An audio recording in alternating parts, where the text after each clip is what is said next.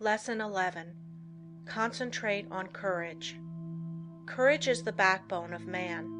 The man with courage has persistence. He states what he believes and puts it into execution. The courageous man has confidence.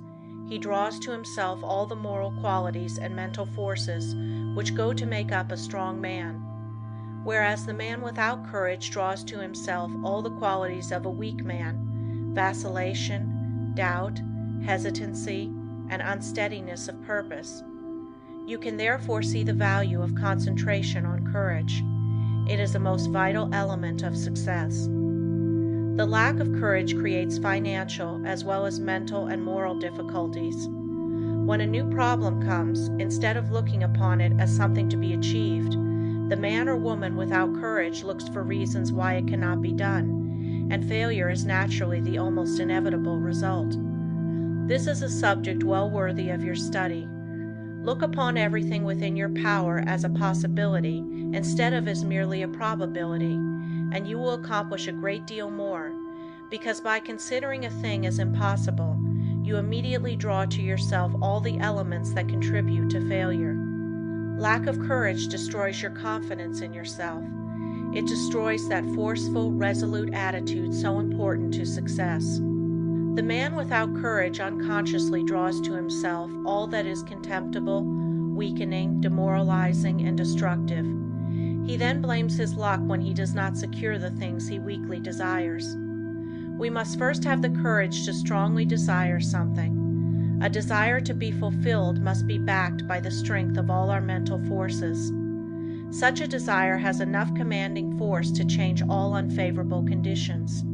The man with courage commands, whether be on the battlefield or in business life. What is courage? It is the will to do. It takes no more energy to be courageous than to be cowardly. It is a matter of the right training in the right way. Courage concentrates the mental forces on the task at hand. It then directs them thoughtfully, steadily, deliberately, while attracting all the forces of success toward the desired end. Cowardice, on the other hand, dissipates both our mental and moral forces, thereby inviting failure. As we are creatures of habit, we should avoid persons that lack courage.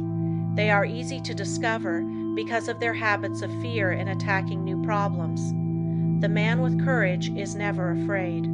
Start out today with the idea that there is no reason why you should not be courageous. If any fear thoughts come to you, cast them off as you would the deadly viper. Form the habit of never thinking of anything unfavorable to yourself or anyone else. In dealing with difficulties, new or old, hold ever the thought, "I am courageous." Whenever a doubt crosses the threshold of your mind, banish it. Remember, you as a master of your mind control its every thought, and here is a good one to often affirm. I have courage because I desire it, because I need it, because I use it, and because I refuse to become such a weakling as a cowardice produces. There is no justification for the loss of courage. The evils by which you will almost certainly be overwhelmed without it are far greater than those which courage will help you to meet and overcome. Right then must be the moralist who says that the only thing to fear is fear. Never let another's opinion affect you. He cannot tell you what you are able to do. He does not know what you can do with your forces. The truth is, you do not know yourself until you have put yourself to the test. Therefore, how can someone else know? Almost all wonderful achievements have been accomplished after it has been thoroughly demonstrated that they were impossibilities. Once we understand the law, all things are possible. If they were impossibilities, we could not conceive them. Just the moment you allow someone to influence you against what you think is right, you lose that confidence in yourself that inspires courage and carries with it all the forces which courage creates. Just the moment you begin to swerve in your plan, you begin to carry out another's thought and not your own. You become the directed and not the director. You forsake the courage and resolution of your own mind, and you therefore lack the very forces that you need to sustain and carry out your work. Instead of being self-reliant, you become timid, and this invites failure. When you permit yourself to be influenced from your plan by another, you are unable to judge as you should, because you have allowed another's influence to deprive you of your courage and determination, without absorbing any of his in return. So you are in much the same predicament as you would be in if you turned over all your worldly possessions to another without getting value received. Concentrate on just the opposite of fear, want, poverty, sickness, etc. Never doubt your own ability. You have plenty if you will just use it. A great many men are failures because they doubt their own capacity. Instead of building up strong mental forces which would be of the greatest use to them, their fear thoughts tear them down. Fear paralyzes energy. It keeps us from attracting the forces that go to make up success. Fear is the worst enemy we have. There are few people that really know that they can accomplish much.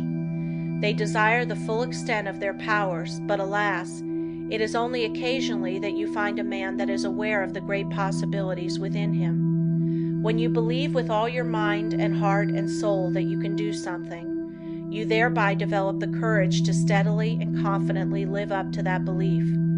You have now gone a long way towards accomplishing it. The chances are that there will be obstacles, big and little, in your way, but resolute courage will overcome them, and nothing else will.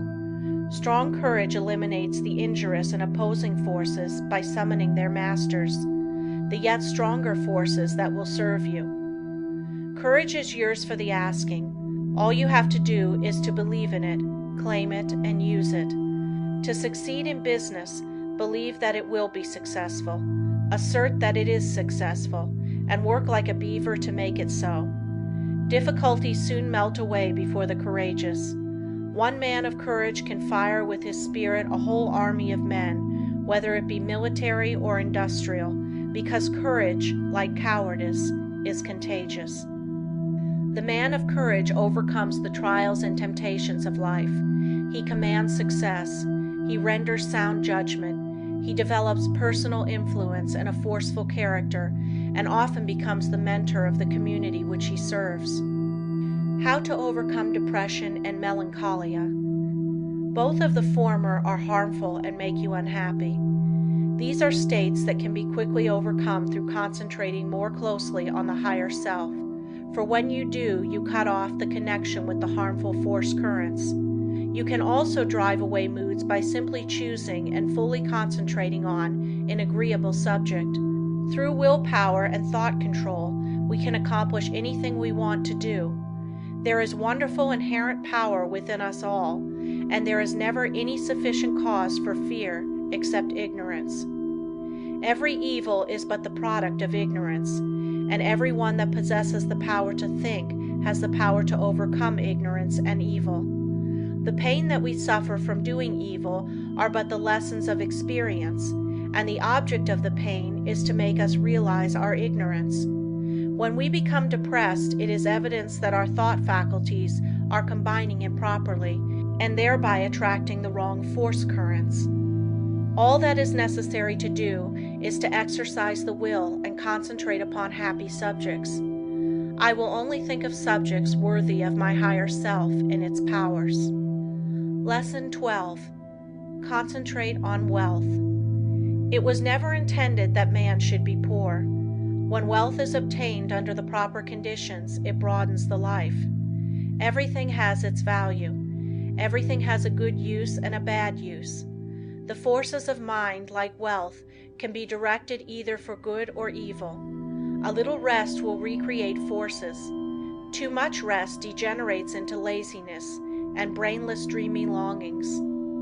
If you acquire wealth unjustly from others, you are misusing your forces. But if your wealth comes through the right sources, you will be blessed.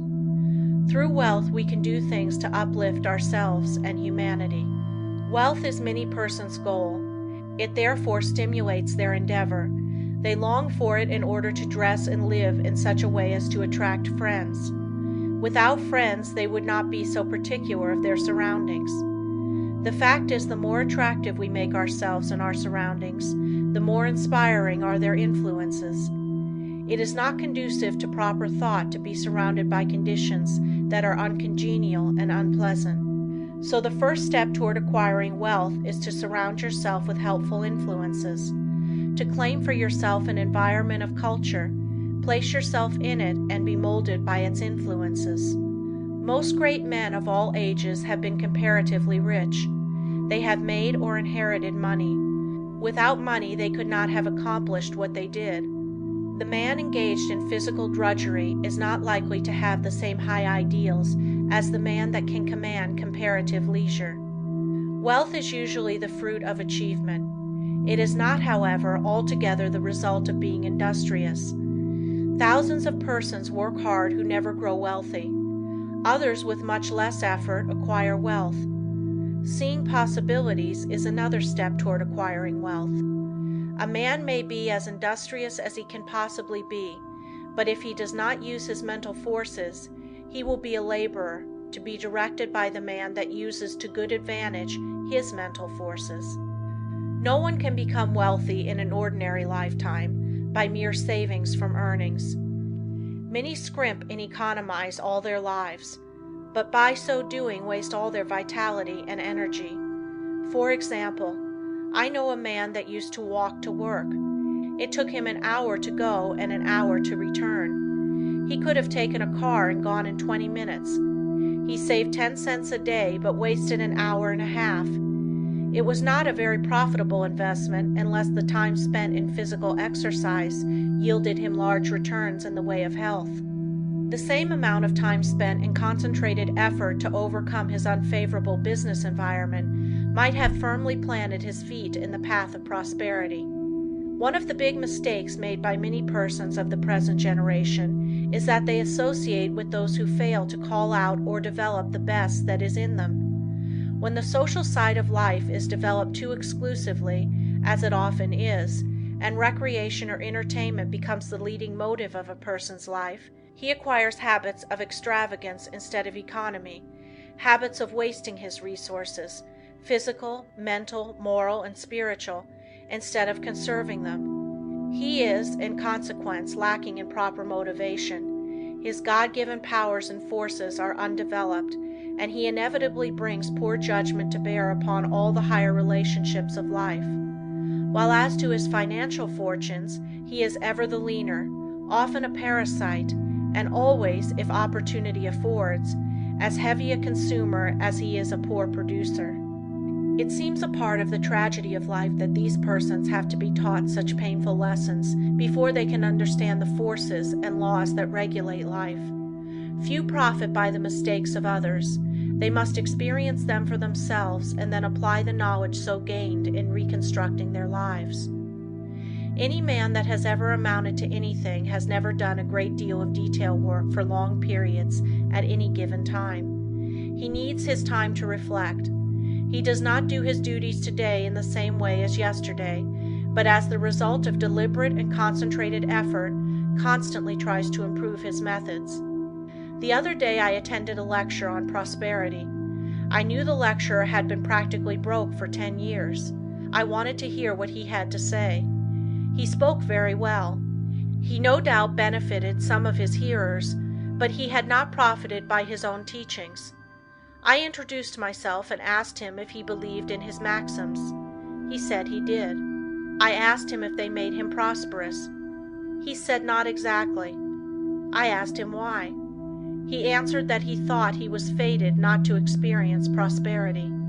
In half an hour I showed that man why poverty had always been his companion. He had dressed poorly. He held his lectures in poor surroundings. By his actions and beliefs he attracted poverty. He did not realize that his thoughts and his surroundings exercised an unfavorable influence. I said, thoughts are moving forces, great powers. Thoughts of wealth attract wealth. Therefore, if you desire wealth, you must attract the forces that will help you to secure it. Your thoughts attract a similar kind of thoughts. If you hold thoughts of poverty, you attract poverty. If you make up your mind you are going to be wealthy, you will instill this thought into all your mental forces, and you will at the same time use every external condition to help you. Many persons are of the opinion that if you have money, it is easy to make more money. But this is not necessarily true. 90% of the men that start in business fail. Money will not enable one to accumulate much more unless he is trained to seek and use good opportunities for its investment. If he inherits money, the chances are that he will lose it.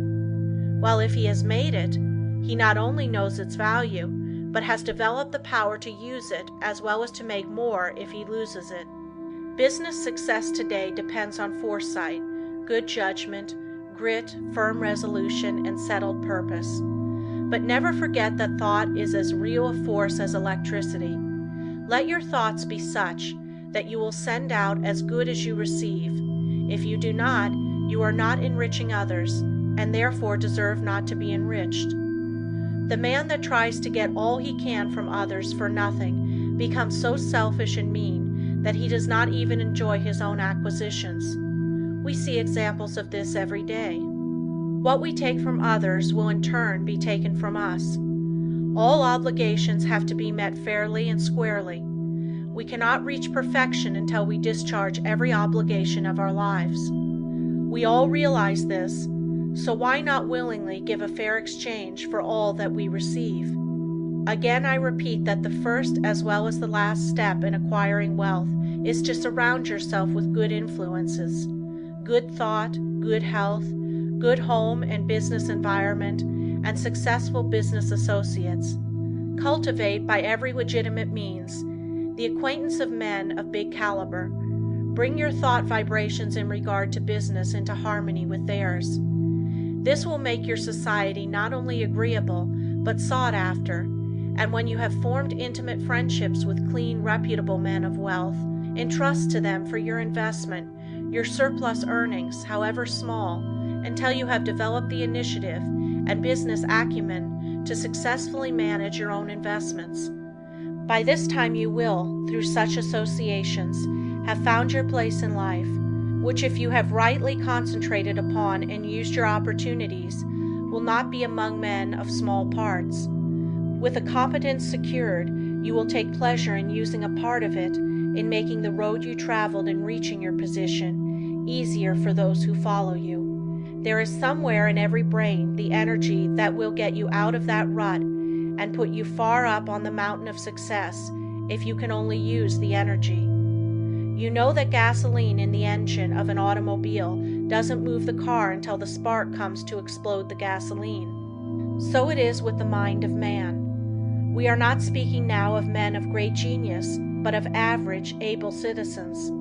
Each one of them has in his brain the capacity to climb over the word impossible and get into the successful country beyond. And hope, self-confidence, and the determination to do something supply the spark that makes the energy work.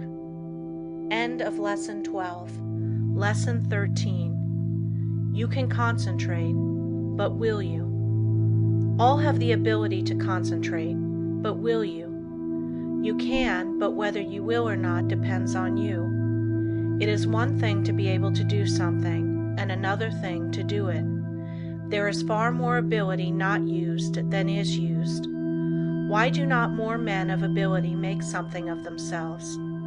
There are comparatively few successful men, but many ambitious ones. Why do not more get along? Cases may differ, but the fault is usually their own. They have had chances, perhaps better ones than some others, that have made good.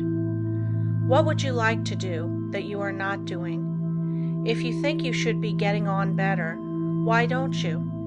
Study yourself carefully. Learn your shortcomings. Sometimes only a mere trifle keeps one from branching out and becoming a success. Discover why you have not been making good, the cause of your failure. Have you been expecting someone to lead you or to make a way for you? If you have, concentrate on a new line of thought. There are two things absolutely necessary for success: energy and the will to succeed. Nothing can take the place of either of these. Most of us will not have an easy path to follow, so don't expect to find one. The hard knocks develop our courage and moral stamina. The persons that live in an indolent and slipshod way never have any. They have never faced conditions and therefore don't know how. The world is no better for their living. We must make favorable conditions and not expect them to shape themselves. It is not the man that says, "It can't be done," but the man that goes ahead in spite of adverse advice and shows that it can be done, that gets there today. The Lord helps those that help themselves is a true saying. We climb the road to success by overcoming obstacles. Stumbling blocks are but stepping stones for the man that says, "I can and I will." When we see cripples, the deaf and dumb, the blind and those with other handicaps amounting to something in the world, the able-bodied man should feel ashamed of himself if he does not make good. There is nothing that can resist the force of perseverance. The way ahead of all of us is not clear sailing, but all hard passages can be bridged if you just think they can and concentrate on how to do it. But if you think the obstacles are unsurmountable, you will not, of course, try, and even if you do, it will only be in a half-hearted way, a way that accomplishes nothing. Many men will not begin an undertaking unless they feel sure they will succeed in it. What a mistake! This would be right if we were sure of what we could and could not do, but who knows? There may be an obstruction there now that may not be there next week. There may not be an obstruction there now that will be there next week.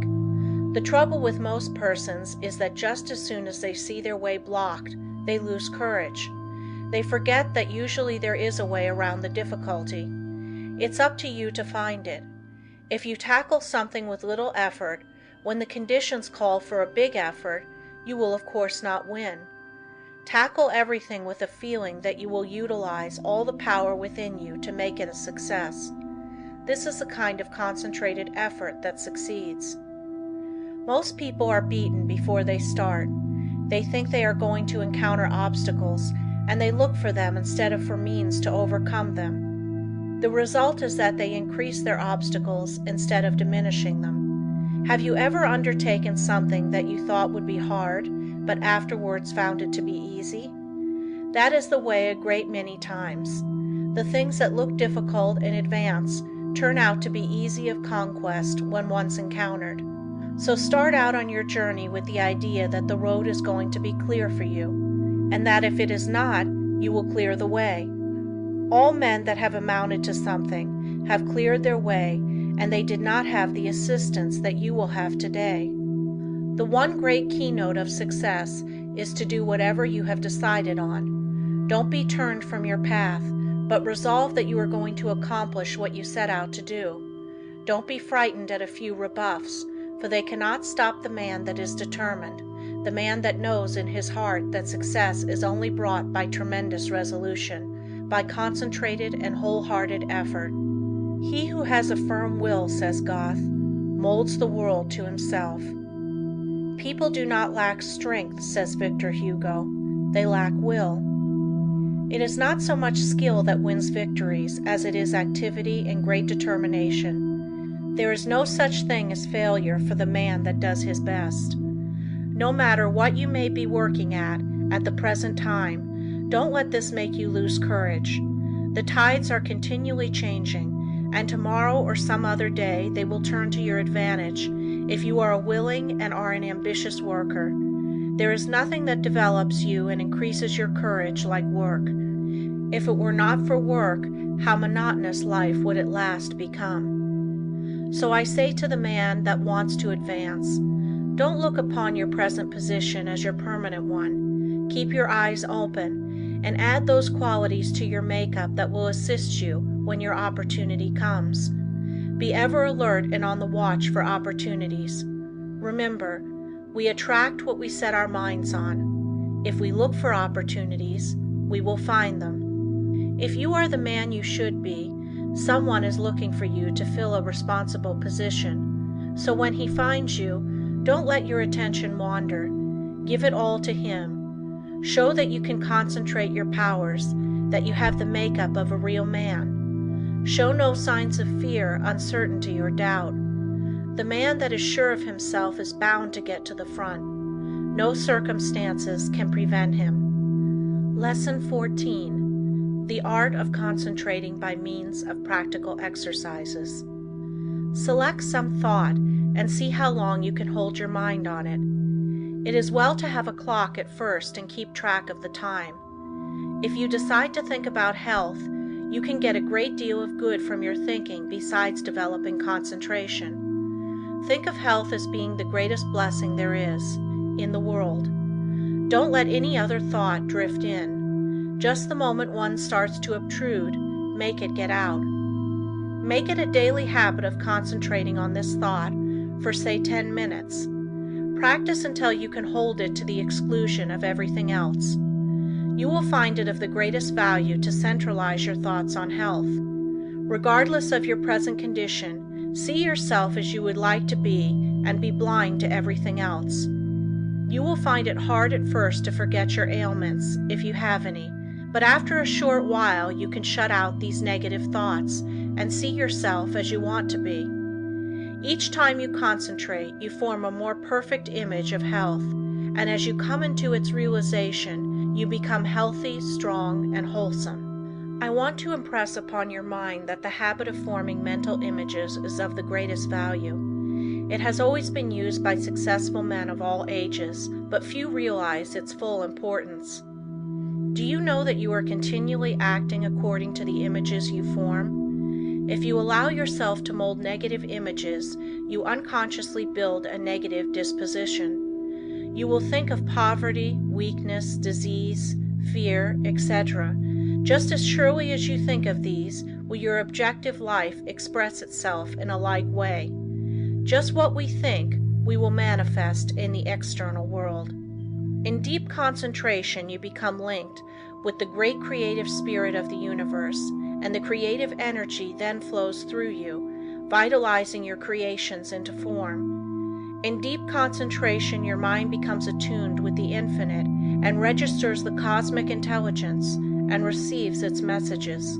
You become so full of the cosmic energy that you are literally flooded with divine power. This is a most desired state. It is then we realize the advantages of being connected with the supra-consciousness. The supra-consciousness registers the higher cosmic vibrations. It is often referred to as the wireless station, the message recorded coming from the universal mind. There are very few that reach this stage of concentration. Very few even know that it is possible. They think concentration means limitation to one subject, but this deeper concentration that brings us into harmony with the infinite is that which produces and maintains health. When you have once come in contact with your supra-consciousness, you become the controller of your human thoughts. That which comes to you is higher than human thoughts. It is often spoken of as cosmic consciousness. Once it is experienced, it is never forgotten. Naturally, it requires a good deal of training to reach this state, but when you do, it becomes easier each time to do, and in the course of time you can become possessed of power which was unknown to you before. You are able to direct the expression of almost infinite power while in this deeper state of concentration. Exercises in concentration. The rays of the sun, when focused upon an object by means of a sunglass, produce a heat many times greater than the scattered rays of the same source of light and heat. This is true of attention. Scatter it and you get but ordinary results. But center it upon one thing and you secure much better results. When you focus your attention upon an object, your every action, voluntary and involuntary, is in the direction of attaining that object. If you will focus your energies upon a thing to the exclusion of everything else, you generate the force that can bring you what you want. When you focus your thought, you increase its strength. The exercises that follow are tedious and monotonous, but useful. If you will persist in them, you will find they are very valuable, as they increase your powers of concentration. Before proceeding with the exercises, I will answer a question that just comes to me. This person says after he works all day, he is too tired to practice any exercise. But this is not true. We will say he comes home all tired out, eats his supper, and sits down to rest. If his work has been mental, the thought which has been occupying his mind returns to him, and this prevents him from securing the rest he needs. It is an admitted fact that certain thoughts call into operation a certain set of brain cells. The other cells, of course, are not busy at that time and are rested. Now, if you take up something that is just different from what you have been doing during the day, you will use the cells that have not done anything and give those that have had work to do a rest. So you should regulate the evenings that you have and call forth an entirely different line of thought so as not to use the cells which you have tired out during the day. If you will center your attention on a new thought, you relieve the old cells from vibrating with excitement, and they get their needed rest. The other cells that have been idle all day want to work, and you will find you can enjoy your evenings while securing needed rest. Once you have learned to master your thoughts, you will be able to change them just as easily as you change your clothes. Remember, the real requisite of centering is to be able to shut out outside thoughts, anything foreign to the subject. Now, in order to control your intention, first gain control over the body. This must be brought under direct control of the mind under the control of the will. Your will is strong enough to do anything you wish, but you must realize that it is. The mind can be greatly strengthened by being brought under the direct influence of the will. When the mind is properly strengthened by the impulse of the will, it becomes a powerful transmitter of thought because it has more force. The best time to concentrate is after reading something that is inspiring, as you are then mentally and spiritually exalted in the desired realm. Then is the time you are ready for deep concentration. If you are in your room first, see that your windows are up and the air is good. Lie down flat on your bed without a pillow. See that every muscle is relaxed. Now breathe slowly, filling the lungs comfortably full of fresh air. Hold this as long as you can without straining yourself. Then exhale slowly. Exhale in an easy, rhythmic way. Breathe this way for 5 minutes, letting the divine breath flow through you, which will cleanse and rejuvenate every cell of brain and body. You are then ready to proceed. Now think how quiet and relaxed you are. You can become enthusiastic over your condition. Just think of yourself as getting ready to receive knowledge that is far greater than you have ever received before. Now relax and let the Spirit work in and through you and assist you to accomplish what you wish. Don't let any doubts or fears enter. Just feel that what you wish is going to manifest. Just feel it already has. In reality, it has. For just the minute you wish a thing to be done, it manifests in the thought world. Whenever you concentrate, just believe it is a success. Keep up this feeling and allow nothing to interfere, and soon you will find you have become the master of concentration. You will find that this practice will be of wonderful value to you, and that rapidly you will be learning to accomplish anything that you undertake. It will be necessary to first train the body to obey the commands of the mind. I want you to gain control over your muscular movements. The following exercise is especially good in assisting you to acquire perfect control of the muscles. Exercise 1. Sit in a comfortable chair and see how still you can keep. This is not as easy as it seems. You will have to center your attention on sitting still. Watch and see that you are not making any involuntary muscular movements. By a little practice, you will find you are able to sit still without a movement of the muscles for 15 minutes. At first, I advise sitting in a relaxed position for 5 minutes. After you are able to keep perfectly still, increase the time to 10 minutes and then to 15. This is as long as it is necessary. But never strain yourself to keep still. You must be relaxed completely. You will find this habit of relaxing is very good. Exercise 2. Sit in a chair with your head up and your chin out, shoulders back. Raise your right arm until it is on the level with your shoulder, pointing to your right. Look around with head only, and fix your gaze on your fingers, and keep the arm perfectly still for 1 minute. Do the same exercise with left arm. When you are able to keep the arm perfectly steady, increase the time until you are able to do this 5 minutes with each arm. Turn the palm of the hand downward when it is outstretched, as this is the easiest position. If you will keep your eyes fixed on the tips of your fingers, you will be able to tell if you are keeping your arm perfectly still. Exercise 3. Fill a small glass of water and grasp it by the fingers. Put the arm directly in front of you. Now fix the eyes upon the glass and try to keep the arm so steady that no movement will be noticeable. Do this first for 1 moment and then increase it to 5. Do the exercise with first one arm and then the other. Exercise 4. Watch yourself during the day and see that your muscles do not become tense or strained. See how easy and relaxed you can keep yourself. See how poised you can be at all times. Cultivate a self-poised manner instead of a nervous, strained appearance. This mental feeling will improve your carriage and demeanor. Stop all useless gestures and movements of the body. These mean that you have not proper control over your body. After you have acquired this control, notice how ill at ease people are that they have not gained this control. I have just been sizing up a salesman that has just left me. Part of his body kept moving all the time.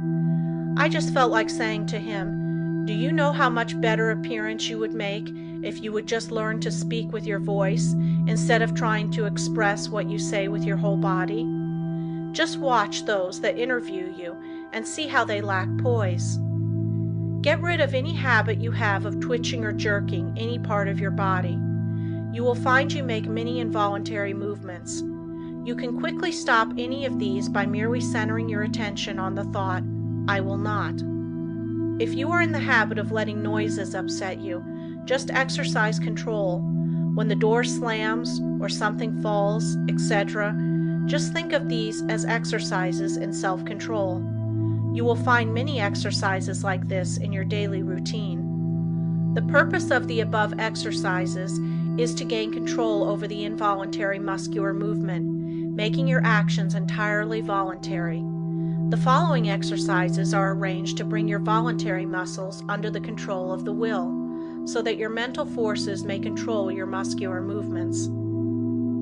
Exercise 5. Move your chair up to a table, placing your hands upon it, clenching the fists, keeping the back of the hand on the table, and the thumb doubled over the fingers. Now fix your gaze upon the fist for a while, then gradually extend the thumb, keeping your whole attention fixed upon the act, just as if it was a matter of great importance. Then gradually extend your first finger, then your second, and so on, until you open the rest. Then reverse the process, closing first, the last one opened, and then the rest, and finally you will have the fist again in the original position with the thumb closed over the finger. Do this exercise with the left hand.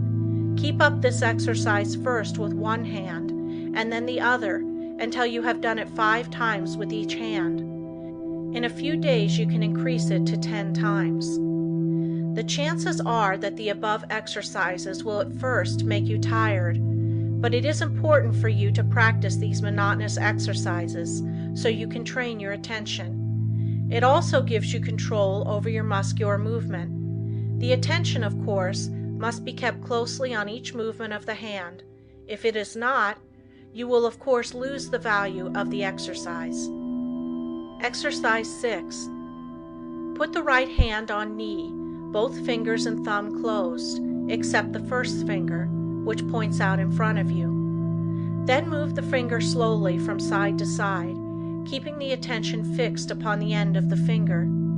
You can make up a variety of exercises like these.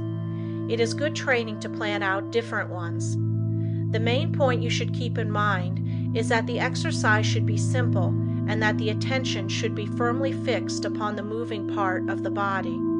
You will find your attention will not want to be controlled and will try to drift to something more interesting. This is just where these exercises are of value, and you must control your attention and see it is held in the right place and does not wander away.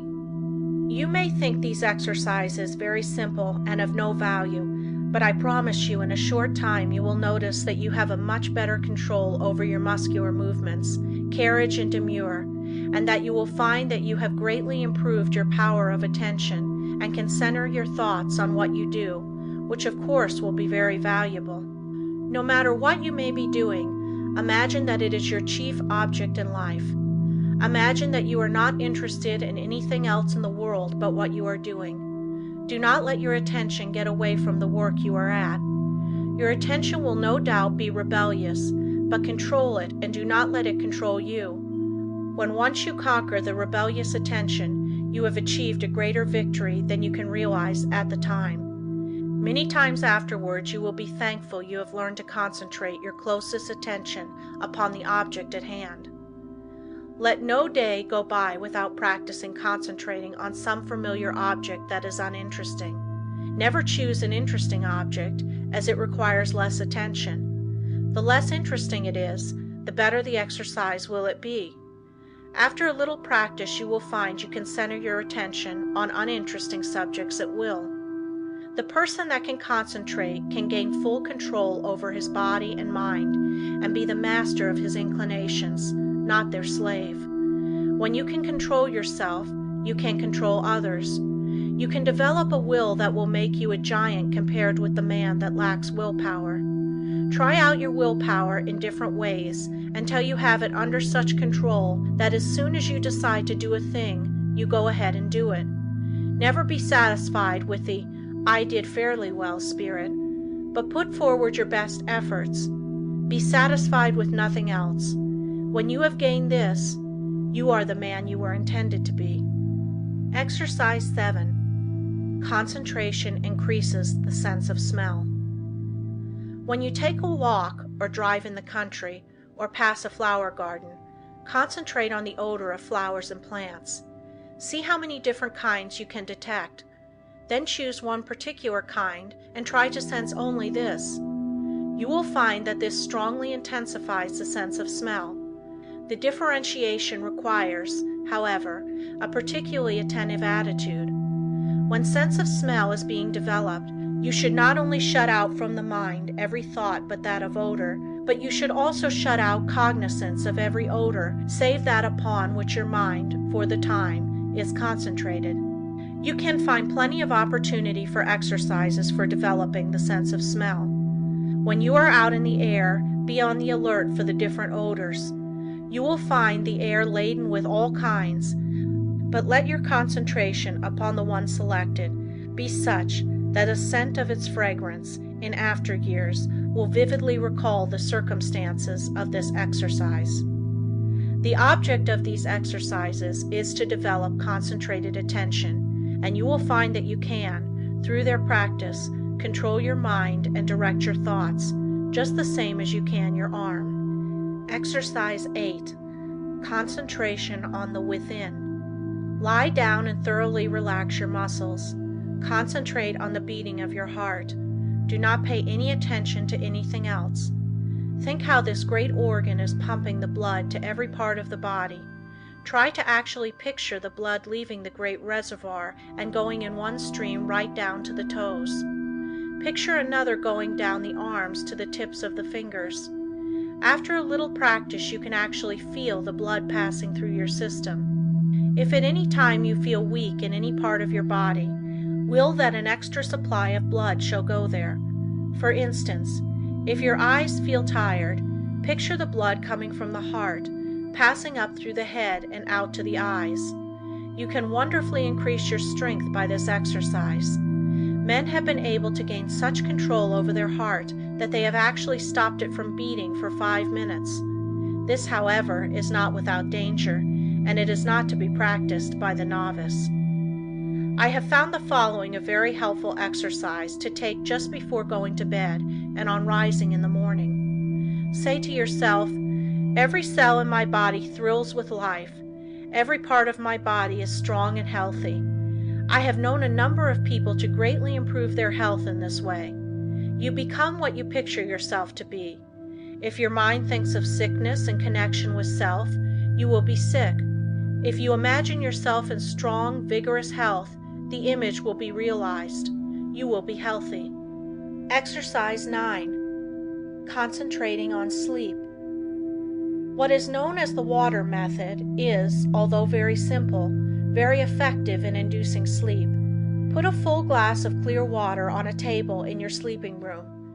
Sit in a chair beside the table and gaze into the glass of water and think how calm it is. Then picture yourself getting into just as calm a state. In a short time, you will find the nerves becoming quiet and you will be able to go to sleep. Sometimes it is good to picture yourself becoming drowsy to induce sleep. And again, the most persistent insomnia has been overcome by one thinking of himself as some innate object, for instance, a hollow log in the depths of the cool, quiet forest. Those who are troubled with insomnia will find these sleep exercises that quiet the nerves very effective.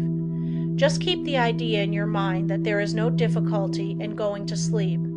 Banish all fears of insomnia. Practice these exercises and you will sleep. By this time you should have awakened to the possibilities of concentration and have become aware of the important part it plays in your life. Exercise 10. Concentration will save energy and appearance. Watch yourself and see if you are not in the habit of moving your hands, thumping something with your fingers, or twirling your mustache. Some have the habit of keeping their feet going, as for instance, tapping them on the floor. Practice standing before a mirror and see if you are in the habit of frowning or causing wrinkles to appear in the forehead. Watch others and see how they needlessly twist their faces in talking. Any movement of the face that causes the skin to wrinkle will eventually cause a permanent wrinkle. As the face is like a piece of silk, you can make a fold in it a number of times, and it will straighten out of itself. But if you continue to make a fold in it, it will in time be impossible to remove it. By concentration, you can stop the worry habit. If you are in the habit of worrying over the merest trifles, just concentrate on this a few minutes and see how needless it is.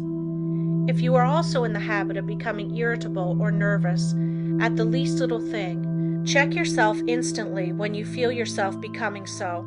Start to breathe deeply. Say, "I will not be so weak. I am a master of myself," and you will quickly overcome your condition. Exercise 11. By concentration, you can control your temper. If you are one of those that flare up at the slightest provocation and never try to control yourself, just think this over a minute. Does it do you any good? Do you gain anything by it? Doesn't it put you out of poise for some time? Don't you know that this grows on you and will eventually make you despised by all that have any dealings with you? Everyone makes mistakes, and instead of becoming angry at their perpetrators, just say to them, "Be more careful next time." This thought will be impressed on them, and they will be more careful. But if you continually complain about their making a mistake, the thought of a mistake is impressed on them, and they will be more likely to make mistakes in the future. All lack of self-control can be conquered if you will but learn to concentrate. Many of you that read this may think you are not guilty of either of these faults, but if you will carefully watch yourself, you will probably find that you are, and if this is so, you will be greatly helped by repeating this affirmation each morning. I am going to try today not to make a useless gesture, or to worry over trifles, or become nervous or irritable. I intend to be calm, and in no difference what may be the circumstances, I will control myself. Henceforth, I resolve to be free from all signs that show lack of self-control. At night, quickly review your actions during the day and see how fully you realized your aim. At first you will, of course, have to plead guilty of violation a few times, but keep on, and you will soon find that you can live up to your ideal. After you have once gained self-control, however, don't relinquish it. For some time it will still be necessary to repeat the affirmation in the morning and square your conduct with it in the evening. Keep up the good work until at last the habit of self-control is so firmly fixed that you could not break it even though you tried. I have had many persons tell me that this affirmation and daily review made a wonderful difference in their lives. You too will notice a difference if you live up to these instructions. Exercise 12. Practice talking before a glass. Make 2 marks on your mirror on a level with your eyes, and think of them as 2 human eyes looking into yours. Your eyes will probably blink a little at first. Do not move your head, but stand erect. Concentrate all your thoughts on keeping your head perfectly still. Do not let another thought come into your mind. Then, still keeping the head, eyes, and body still, think that you look like a reliable man or woman should, like a person that anyone would have confidence in. Do not let your appearance be such as to justify the remark, "I don't like his appearance. I don't believe he can be trusted." While standing before the mirror, practice deep breathing. See that there is plenty of fresh air in the room and that you are literally feasting on it. You will find that, as it permeates every cell, your timidity will disappear. It has been replaced by a sense of peace and power.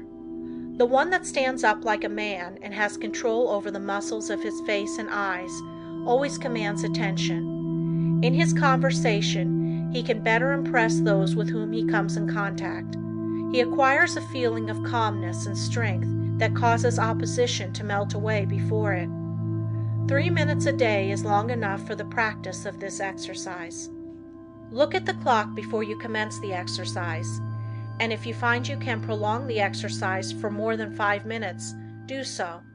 The next day, sit in a chair, and without looking at the picture, concentrate on it and see if you cannot think of additional details concerning it. The chances are you will be able to think of many more. It might be well for you to write down all you thought of the first day, and then add to the list each new discovery. You will find that this is a very excellent exercise in concentration. Exercise 13. The control of sensations. Think how you would feel if you were cool, then think how you would feel if you were cold. Again, how would you feel if it were freezing? In this state, you would be shivering all over. Now think of just the opposite conditions. Construct such a vivid image of heat that you are able to experience the sensation of heat even in the coldest atmosphere. It is possible to train your imagination until you do this, and it can then be turned to practical account in making undesirable conditions bearable. You can think of many very good exercises like this. For instance, if you feel yourself getting hungry or thirsty, and for any reason you do not wish to eat, do not think of how hungry or thirsty you are, but just visualize yourself as finishing a hearty meal. Again, when you experience pain, do not increase it by thinking about it, but do something to divert your attention, and the pain will seem to decrease. If you will start practicing along this line systematically, you will soon gain a wonderful control over the things that affect your physical comfort. Exercise 14. The Eastern way of concentrating. Sit in a chair with a high back in upright position. Press one finger against the right nostril. Now take a long, deep breath, drawing the breath in gently as you count 10. Then expel the breath through the right nostril as you count 10. Repeat this exercise with the opposite nostril. This exercise should be done at least 20 times at each sitting. Exercise 15. Controlling desires. Desire, which is one of the hardest forces to control, will furnish you with excellent exercises in concentration. It seems natural to want to tell others what you know, but by learning to control these desires, you can wonderfully strengthen your powers of concentration. Remember, you have all that you can do to attend to your own business.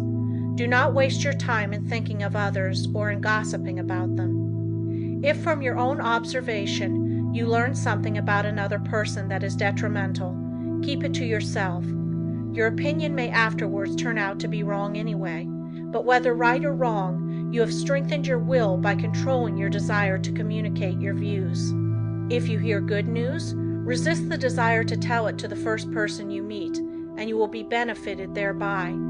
It will require the concentration of all your powers of resistance to prohibit the desire to tell. After you feel that you have complete control over your desires, you can then tell your news. But you must be able to suppress the desire to communicate the news until you are fully ready to tell it. Persons that do not possess this power of control over desires are apt to tell things that they should not, thereby often involving both themselves and others in needless trouble.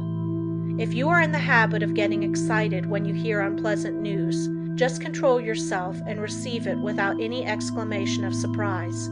Say to yourself, "Nothing is going to cause me to lose my self-control." You will find from experience that this self-control will be worth much to you in business. You will be looked upon as a cool-headed businessman, and this in time becomes a valuable business asset. Of course, circumstances alter cases. At times it is necessary to become enthused, but be ever on the lookout for opportunities for the practice of self-control. He that ruleth his spirit is greater than he that ruleth a city. Exercise 16. When you read. No one can think without first concentrating his thoughts on the subject in hand. Every man and woman should train himself to think clearly. An excellent exercise is to read some short story and then write just an abridged statement. Read an article in a newspaper and see how in a few words you can express it. Reading an article to get only the essentials requires the closest concentration. If you are unable to write out what you read, you will know you are weak in concentration. Instead of writing it out, you can express it orally if you wish. Go to your room and deliver it as if you were talking to someone. You will find exercises like this of the greatest value in developing concentration and learning to think. After you have practiced a number of these simple exercises, read a book for 20 minutes and then write down what you have read. The chances are that first you will not remember very many details, but with a little practice you will be able to write a very good account of what you have read. The closer the concentration, the more accurate the account will be. It is a good idea when time is limited to read only a short sentence and then try to write it down word for word. When you are able to do this, read 2 or more sentences and treat similarly. The practice will produce very good results if you keep it up until the habit is fixed. If you will just utilize your spare time in practicing exercises like those suggested, you can gain wonderful powers of concentration. You will find that in order to remember every word in a sentence, you must keep out every thought but that which you wish to remember, and this power of inhibition alone will more than compensate for the trouble of the exercise. Of course, success in all of the above depends largely upon cultivating, through the closest concentration, the power to image or picture what you read, upon the power, as one writer expresses it, of letting the mountains of which we hear loom before us, and the rivers of which we read roll at our feet. Exercise 17. Concentration overcomes bad habits. If you have a habit that you want to get rid of, shut your eyes and imagine that your real self is standing before you. Now try the power of affirmation. Say to yourself, "You are not a weakling. You can stop this habit if you want to. This habit is bad and you want to break it." Just imagine that you are someone else giving this advice. This is a very valuable practice. You, in time, see yourself as others see you. The habit loses its power over you and you are free. If you will just form the mental image of controlling yourself as another person might, you will take a delight in breaking bad habits. I have known a number of men to break themselves of drinking in this way. Exercise 18. Watch concentration. Sit in a chair and place a clock with the second hand on the table. Follow the second hand with your eyes as it goes around. Keep this up for 5 minutes, thinking of nothing else but the second hand. This is a very good exercise when you only have a few minutes to spare, if you are able to keep every other thought in the stream of consciousness subordinate to it. As there is little that is particularly interesting about the second hand, It is hard to do this, but in the extra effort of willpower required to make it successful lies its value. Always try to keep as still as possible during these exercises. In this way you gain control over nerves, and this quieting effect is very good for them. Exercise 19. Faith concentration. A belief in the power to concentrate is of course very important. I purposely did not put this exercise in the beginning where it naturally belongs, because I wanted you to know that you could learn to concentrate. If you have practiced the above exercises, you have now developed this concentration power to a considerable extent, and therefore you have faith in the power of concentration, but you can still become a much stronger believer in it. We will say that you have some desire or wish you want fulfilled, or that you need some special advice. You first clearly picture what is wanted, and then you concentrate on getting it. Have absolute faith that your desires will be realized. Believe that it will, according to your belief, be fulfilled. Never at this time attempt to analyze the belief. You don't care anything about the whys and wherefores.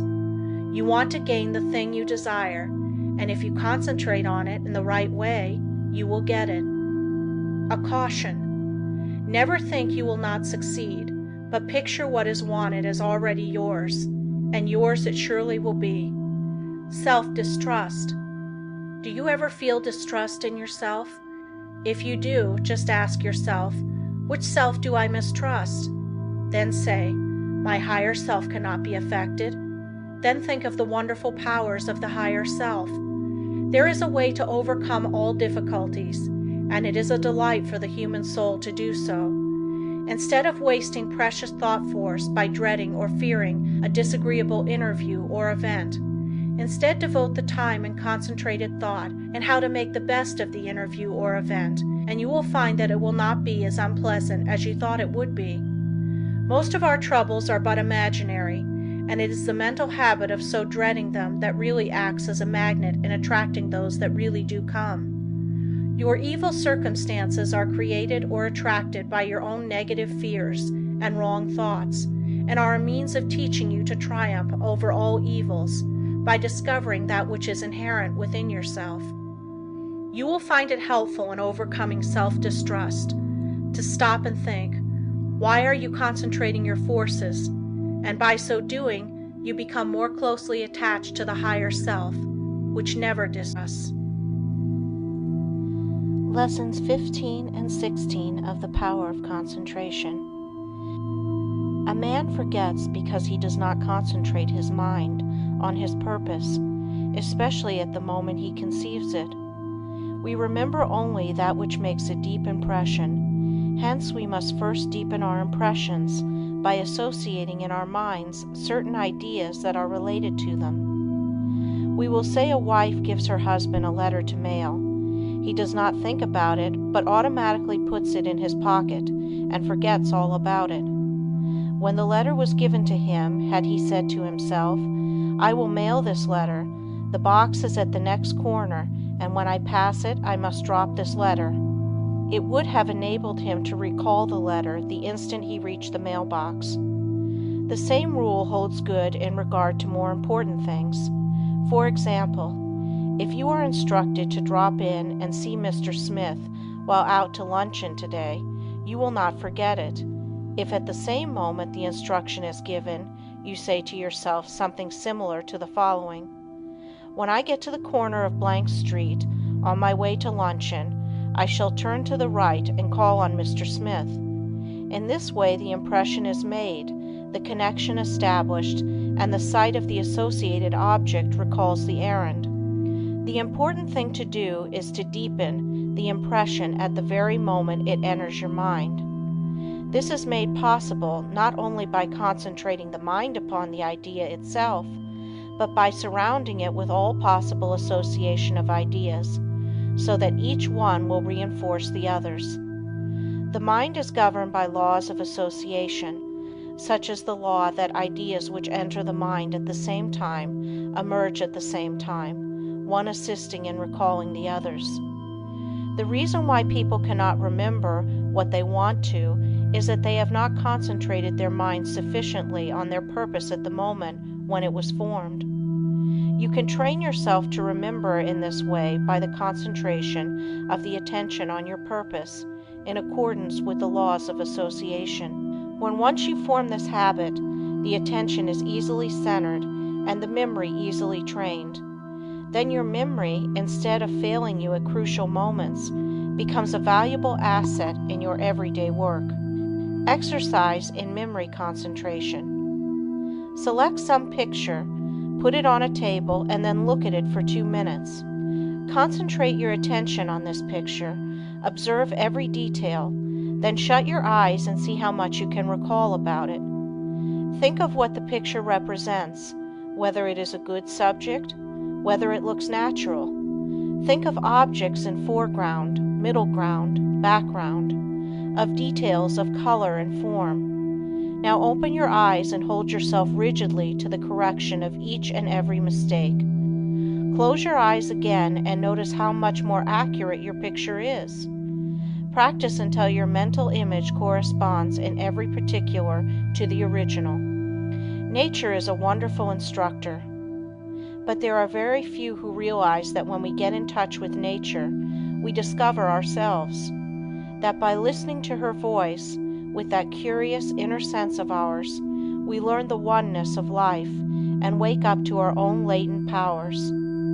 Few realize that the simple act of listening and concentrating is our best interior power, for it brings us into close contact with the highest, just as our other senses bring us into touch with the coarser side of human nature. The closer we live to nature, the more developed is this sense. So-called civilization has overdeveloped our other senses at the expense of this one. Children unconsciously realize the value of concentration. For instance, when a child has a difficult problem to solve and gets to some knotty point which he finds himself mentally unable to do, though he tries his hardest, he will pause and keep quite still, leaning on his elbow, apparently listening. Then you will see, if you are watching, sudden illumination come, and he goes on happily and accomplishes his task. A child instinctively but unconsciously knows when he needs help. He must be quiet and concentrate. All great people concentrate and owe their success to it. A doctor thinks over the symptoms of his patient, waits, listens for the inspiration, though quite unconscious perhaps of doing so. The one who diagnoses in this way seldom makes mistakes. An author thinks his plot, holds it in his mind, and then waits, and illumination comes. If you want to be able to solve difficult problems, you must learn to do the same. Lesson 16. How concentrating can fulfill your desire. It is a spiritual law that the desire to do necessarily implies the ability to do. You have all read of Aladdin's lamp, which accomplished such wonderful things. This, of course, is only a fairy story, but it illustrates the fact that man has within him the power, if he is able to use it, to gratify his every wish. If you are unable to satisfy your deepest longings, it is time you learn how to use your God-given powers. You will soon be conscious that you have latent powers within capable, when once developed, of revealing to you priceless knowledge and unlimited possibilities of success. Man should have plenty of everything, and not merely substance to live on as so many have. All natural disease can be realized. It would be wrong for the infinite to create wants that could not be supplied. Man's very soul is in his power to think, and it therefore is the essence of all created things. Every instinct of man leads to thought, and in every thought there is great possibility, because true thought development, when allied to those mysterious powers that perhaps transcend it, has been the cause of all the world's true progress. In the silence we become conscious of that something which transcends thought, and which uses thought as a medium for expression. Many have glimpses of that something, but few ever reach the state where the mind is steady enough to fathom these depths. Silent, concentrated thought is more potent than spoken words, for speech distracts from the focusing power of the mind by drawing more and more attention to the without. Man must learn more and more to depend on himself, to seek more for the infinite within. It is from this source alone that he ever gains the power to solve his practical difficulties. No one should give up when there is always the resources of infinity. The cause of failure is that men search in the wrong direction for success, because they are not conscious of their real powers that when used are capable of guiding them. The infinite within is foreign to those persons who go through life without developing their spiritual powers. But the infinite helps only he who helps himself. There is no such thing as a special providence. Man will not receive help from the infinite except to the extent that he believes and hopes and prays for help from this great source. Concentrate on what you want and get it. The weakling is controlled by conditions. The strong man controls his conditions. You can be either the conqueror or the conquered. By the law of concentration you can achieve your heart's desire. This law is so powerful that that which at first seems impossible becomes attainable. By this law, what you at first see as a dream becomes a reality. Remember that the first step in concentration is to form a mental image of what you wish to accomplish. This image becomes a thought seed that attracts thoughts of a similar nature. Around this thought, when it is once planted in the imagination or creative region of the mind, you group or build associated thoughts which continue to grow as long as your desire is keen enough to compel close concentration. Form the habit of thinking of something you wish to accomplish for 5 minutes each day. Shut every other thought out of consciousness. Be confident that you will succeed. Make up your mind that all obstacles that are in your way will be overcome and you can rise above any environment. You do this by utilizing the natural laws of the thought world, which are all powerful. A great aid in the development of concentration is to write out your thoughts on that which lies nearest your heart, and to continue, little by little, to add to it until you have as nearly as possible exhausted the subject. You will find that each day, as you focus your forces on this thought at the center of the stream of consciousness, new plans, ideas, and methods will flash into your mind. There is a law of attraction that will help you accomplish your purpose. An advertiser, for instance, gets to thinking along a certain line. He has formed his own ideas, but he wants to know what others think. He starts out to seek ideas, and he soon finds plenty of books, plans, designs, etc. on the subject, although when he started he was not aware of their existence. The same thing is true in all lines. We can attract those things that will help us. Very often we seem to receive help in a miraculous way. It may be slow in coming, but once the silent, unseen forces are put into operation, they will bring results so long as we do our part. They are ever present and ready to aid those who care to use them. By forming a strong mental image of your desire, you plant the thought seed, which begins working in your interest, and in time, that desire, if in harmony with your higher nature, will materialize.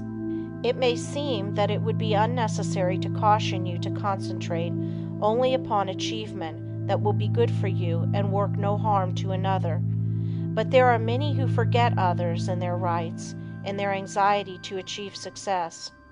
All good things are possible for you to have, but only as you bring out your forces into harmony with that law that requires that we met out justice to fellow travelers as we journey along life's road. So first think over the thing wanted, and if it would be good for you to have, say, I want to do this. I am going to work to secure it. The way will be open for me. If you fully grasp the mental thought of success and hold it in the mind each day, you gradually make a pattern or mold which in time will materialize. But by all means keep free from doubt and fear, the destructive forces. Never allow these to become associated with your thoughts. At last you will create the desired conditions and receive help in many unlooked-for ways that will lift you out of the undesired environment. Life will then seem very different to you, for you will have found happiness through awakening within yourself the power to become the master of circumstances instead of their slave. To the beginner in this line of thought, some of the things stated in this book may sound strange, even absurd, but instead of condemning them, give them a trial. You will find they work out. The inventor has to work out his idea mentally before he produces it materially. The architect first sees the mental picture of the house he is to plan, and from this works out the one we see. Every object, every enterprise, must first be mentally created. I know a man that started in business with 13 cents and not $1's worth of credit. In 10 years he has built up a large and profitable business. He attributes his success to two things: belief that he would succeed and hard work. There were times when it did not look like he could weather the storm. He was being pressed by his creditors who considered him bankrupt. They would have taken 50 cents on the dollar for his notes and considered themselves lucky. But by keeping up a bold front, he got an extension of time when needed. When absolutely necessary for him to raise a certain sum at a certain time, he always did it. When he had heavy bills to meet, he would make up his mind that certain people that owed him would pay by a certain date, and they always did. Sometimes he would not receive their check until the last mail of the day of the extension, and I have known him to send out a check with the prospect of receiving a check from one of his customers the following day. He would have no reason other than his belief in the power of affecting the mind of another by concentration of thought for expecting that check, but rarely has he been disappointed. Just put forth the necessary concentrated effort, and you will be wonderfully helped from sources unknown to you. Remember the mystical words of Jesus, the Master: "Whatsoever thing ye desire when ye pray, pray as if ye had already received, and ye shall have." Lesson 17. Ideals developed by concentration.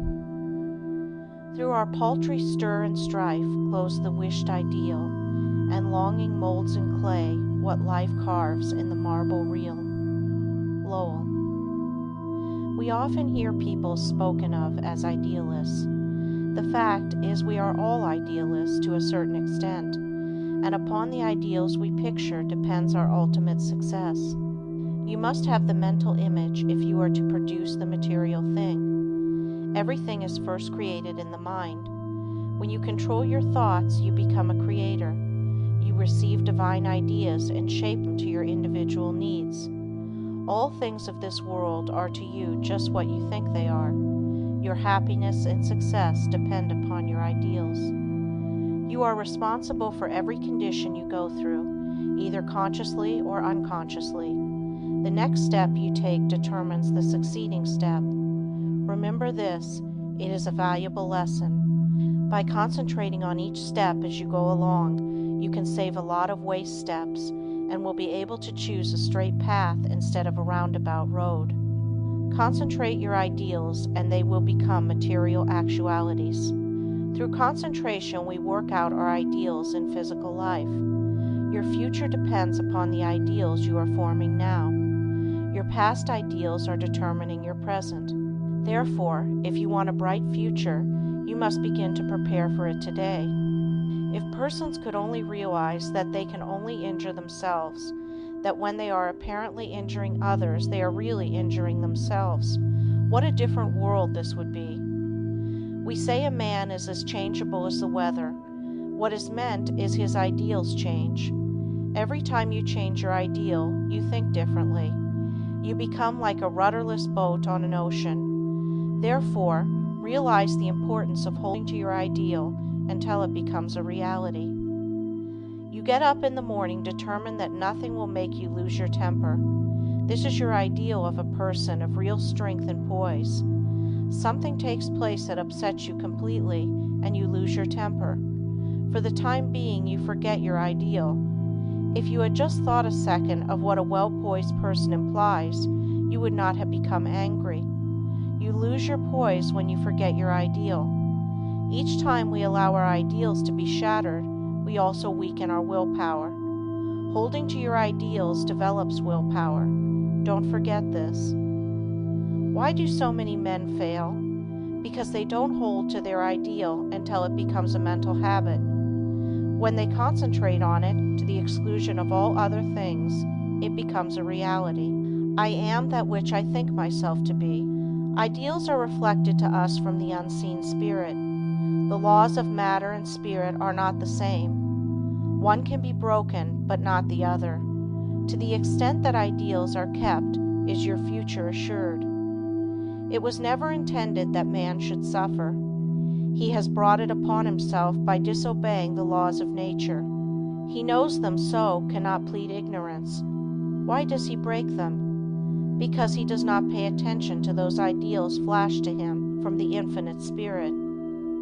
Life is but one continuous unfoldment, and you can be happy every step of the way, or miserable, as you please. It all depends upon how we entertain those silent whisperings that come from we know not where.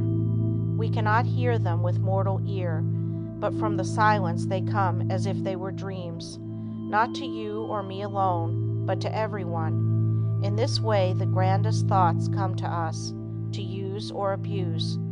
So search not in treasured volumes for noble thoughts, but within, and bright and glowing vision will come to be realized now and hereafter. You must give some hours to concentrated, consistent, persistent thought. You must study yourself and your weaknesses. No man gets over a fence by wishing himself on the other side. He must climb. No man gets out of the rut of dull, tiresome, monotonous life by merely wishing himself out of the rut. He must climb. If you are standing still or going backward, there is something wrong. You are the man to find out what is wrong. Don't think that you are neglected, or not understood, or not appreciated. Such thoughts are the thoughts of failure. Think hard about the fact that men who have got what you envy got it by working for it. Don't pity yourself, criticize yourself. You know that the only thing in the world that you have got to count upon is yourself. Lesson 18. Mental Control Through Creation. I attended a banquet of inventors recently. Each inventor gave a short talk on something he thought would be accomplished in the future. Many very much needed things were spoken of. One inventor spoke of the possibilities of wireless telephone. Distance, he said, would shortly be annihilated. He thought we would soon be able to talk to the man in the submarine 40 fathoms below the surface and 1,000 miles away. When he got through, he asked if there were any that doubted what he said. No one spoke up. This was not a case of tactful politeness, as inventors like to argue, but a case where no one present really doubted that the inventor's vision would, in the future, materialize. These shrewd men, some real geniuses, all thought we would in time be able to talk to those 1,000 miles away without media. Now, if we can make an instrument so wonderful that we can send wireless messages 1,000 miles, is there any reason why we should not, through mental control, transmit messages from one person to another? The wireless message should not be as easy to send as the projected thought. The day will come when all business will employ highly developed persons to send out influences. These influences will be so dominating that employees will be partly controlled by them, and so you will profit more and more by your mental powers and depend on them to draw you to all forces of a helping nature. You will be constantly sending out suggestions to your employees and friends. They will receive these unconsciously, but in case yours is the stronger personality, they will carry them out the same as if you had spoken them. This is being done even today. A finely organized company secures the combined effort of all its men. They may be each doing a different kind of work, but all work to bring about the very best results. The whole atmosphere is impregnated with a high standard of workmanship. Everyone feels he must do his best. He could not be in such surroundings and be satisfied to do anything but his best work. A business will exceed only to the extent that the efforts of all are coordinated toward one result. At least one person is needed to direct all toward the desired end. The person at the head does not have to exactly outline to the others what steps to take, but he must possess the mental power of control over others. An up-to-date business letter is not written in a casual, commonplace way today. The writer tries to convey something he thinks the receiver will be interested to know.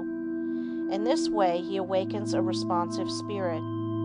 Sometimes just the addition of a word or two will change a letter of the matter-of-fact style to one that compels a response.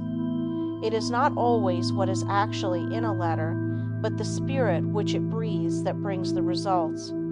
That intangible something that defies analysis is the projected thought of the matter that brings back the harvest that it claims. But we should not always claim success for ourselves only.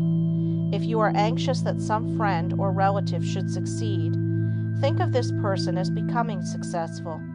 Picture him in the position you would like to see him in. If he has a weakness, desire and command that it be strengthened. Think of his shortcomings, which belong to his negative nature, as being replaced by positive qualities. Take a certain part of the day to send him thoughts of upbuilding nature.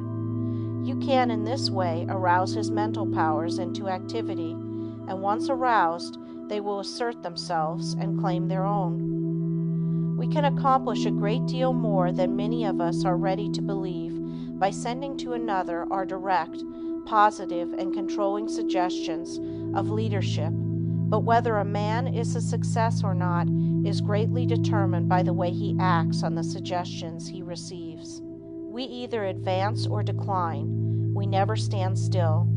Every time we accomplish something, it gives us ability to do greater things. The bigger the attempt undertaken, the greater the things accomplished in the future.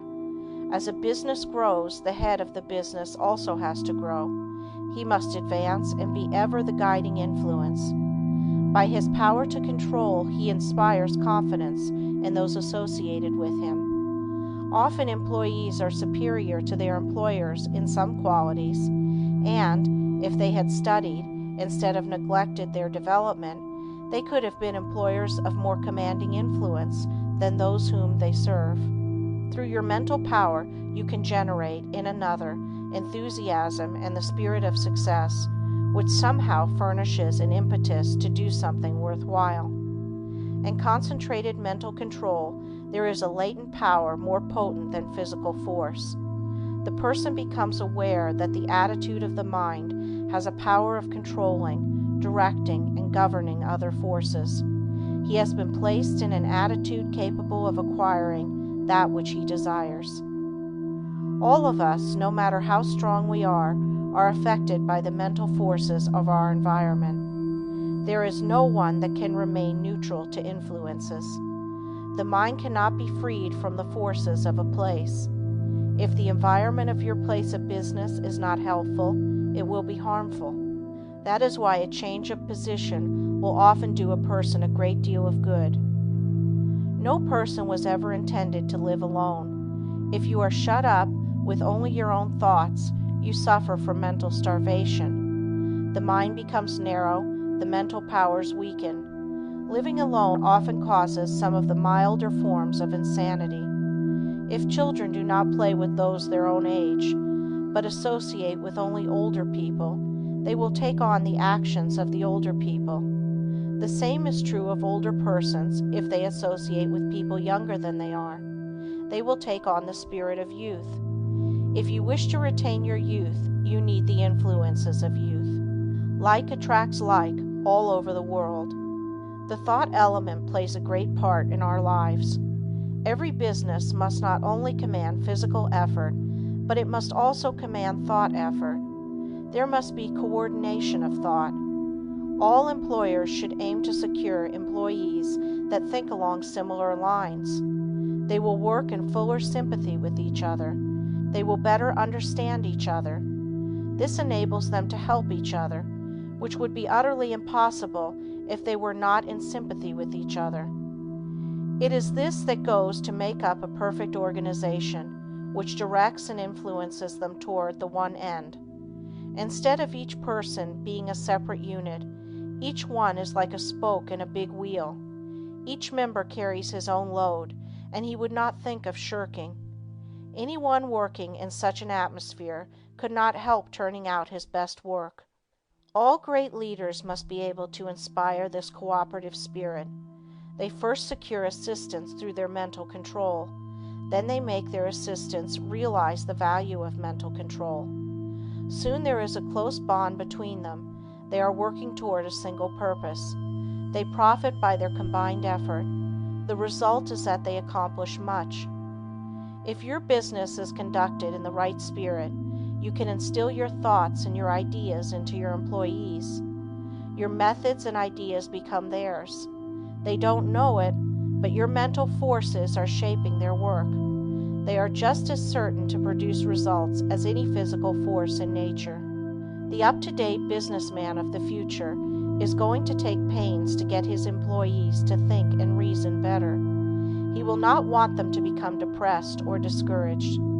There is time that instead of being wasted, he will endeavor to have them use in concentrated effort that will be profitable to both employer and employed. There must be more of the spirit of justice entering into the business of the future. There is a firm I know that will not hire an employee until he has filled out an application blank. No doubt those that fill it out think it is a foolishness, but it is not.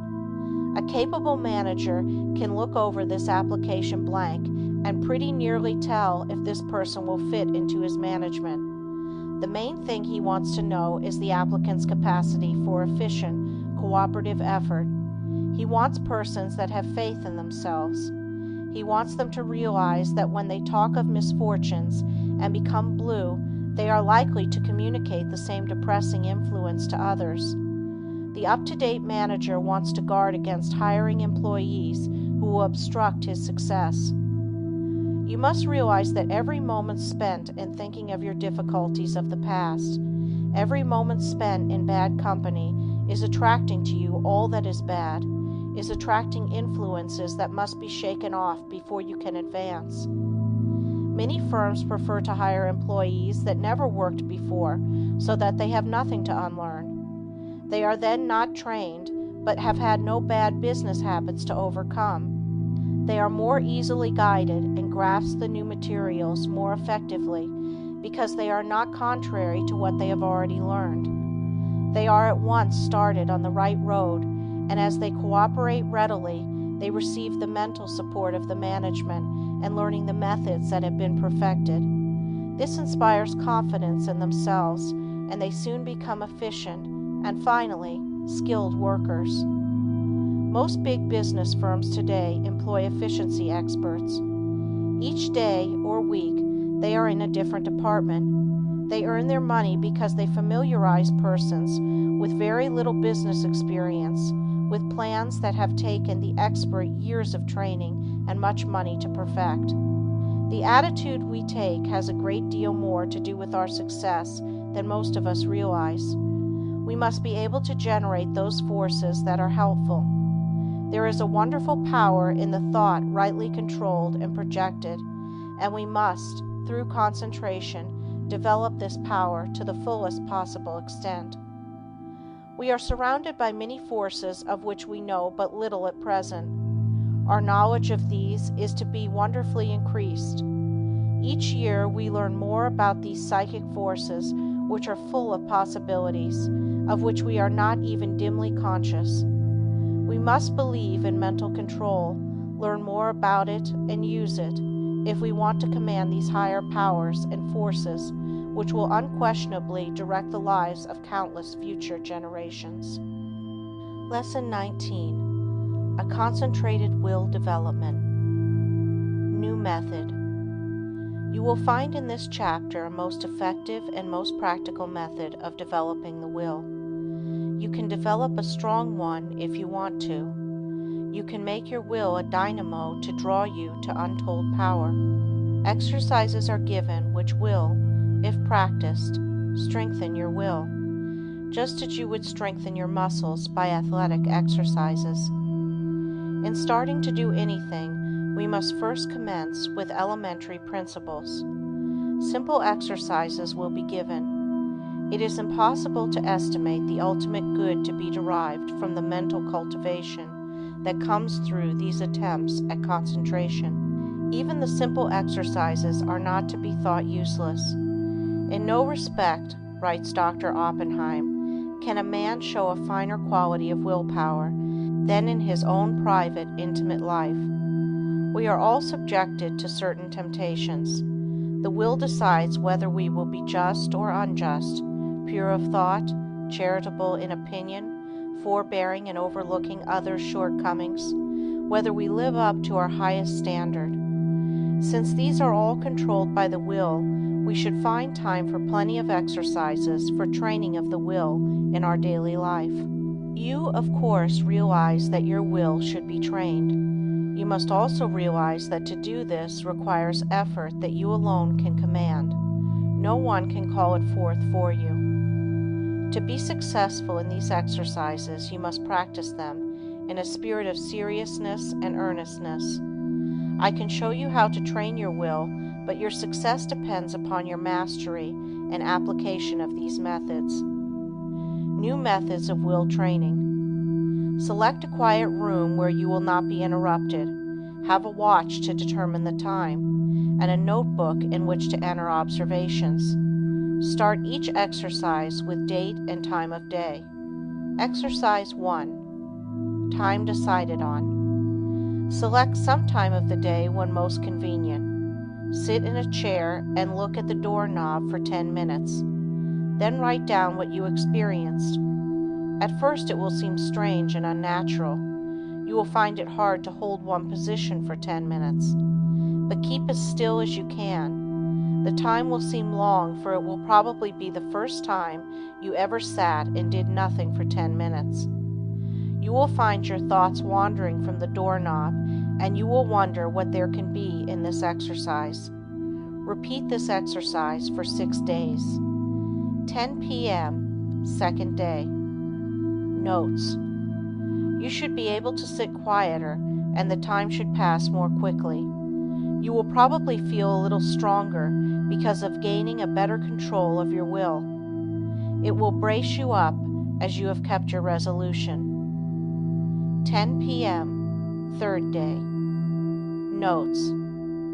It may be a little harder for you to concentrate on the doorknob, as perhaps you had a very busy day and your mind kept trying to revert to what you had been doing during the day. Keep on trying and you will finally succeed in banishing all foreign thoughts. Then you should feel a desire to gain still more control. There is a feeling of power that comes over you when you are able to carry out your will. This exercise will make you feel bigger, and it awakens a sense of nobility and manliness. You will say, I find that I can actually do what I want to, and can drive foreign thoughts out. The exercise, I can now see, is valuable. 10 p.m., fourth day. Notes. I found that I could look at the doorknob and concentrate my attention on it at once. Have overcome the tendency to move my legs. No other thoughts try to enter, as I have established the fact that I can do what I want to do and do not have to be directed. I feel that I am gaining in mental strength. I can now see the wonderful value of being the master of my own will force. I know now if I make a resolution, I will keep it. I have more self-confidence and can feel my self-control increasing. 10 p.m., fifth day. Notes. Each day I seem to increase the intensity of my concentration. I feel that I can center my attention on anything I wish. 10 p.m., sixth day. Notes. I can instantly center my whole attention on the doorknob, feel that I have thoroughly mastered this exercise, and that I am ready for another. You have practiced this exercise enough, but before you start another, I want you to write a summary of just how successful you were in controlling the flitting impulses of the mind and will. You will find that this is an excellent practice. There is nothing more beneficial to the mind than to pay close attention to its wonderful, subtle activities. Exercise 2. Secure a package of playing cards. Select some time to do the exercise. Each day at the appointed time, take the pack in one hand and then start laying them down on top of each other, just as slowly as you can, with an even motion. Try to get them as even as possible. Each card laid down should completely cover the under one. Do this exercise for 6 days. First day. Notes. Task will seem tedious and tiresome. Requires the closest concentration to make each card completely cover the preceding one. You will probably want to lay them down faster. It requires patience to lay them down so slowly, but benefit is lost if not so placed. You will find that at first your motions will be jerky and impetuous. It will require a little practice before you gain an easy control over your hands and arms. You probably have never tried to do anything in such a calm way.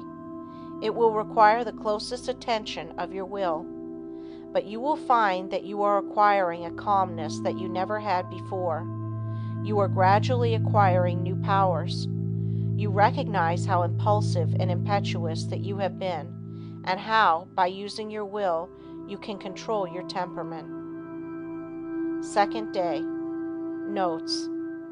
You start laying the cards down slowly. You will find that by practice you can lay them down much faster. But you want to lay them down slowly, and therefore you have to watch yourself.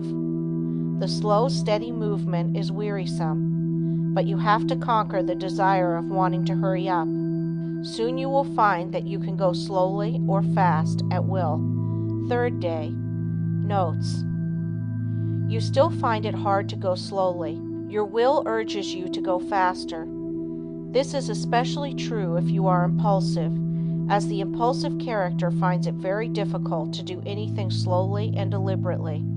It goes against the grain. This exercise still is tiresome, but when you do it, it braces you up mentally. You are accomplishing something you do not like to do. It teaches you how to concentrate on disagreeable tasks. Writing these notes down you will find very helpful. Fourth day. Notes. I find that I am beginning to place the cards in a mathematical way. I find one card is not completely covering another. I am getting a little careless and must be more careful. I command my will to concentrate more. It does not seem so hard to bring it under control. Fifth day. Notes. I find that I am overcoming my jerky movements, that I can lay the cards down slowly and steadily. I feel that I am rapidly gaining more poise. I am getting better control over my will each day, and my will completely controls my movements. I begin to look on my will as a great governing power. I would not think of parting with the knowledge of will I have gained. I find it is a good exercise and know it will help me to accomplish my tasks. Sixth day. Notes. I begin to feel the wonderful possibilities of the will. It gives me strength to think of the power of will. I am able to do so much more and better work now that I realize that I can control my will action. Whatever my task, my will is concentrated on it. I am to keep my will centered there until the task is finished. The more closely and definitely I determine what I shall do, the more easily the will carries it out.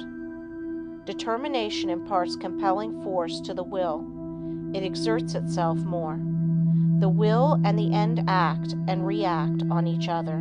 Seventh day. Notes. Now try to do everything you do today faster. Don't hurry or become nervous. Just try to do everything faster, but in a steady manner. You will find that the exercises you have practiced in retardation have steadied your nerves, and thereby made it possible to increase your speed.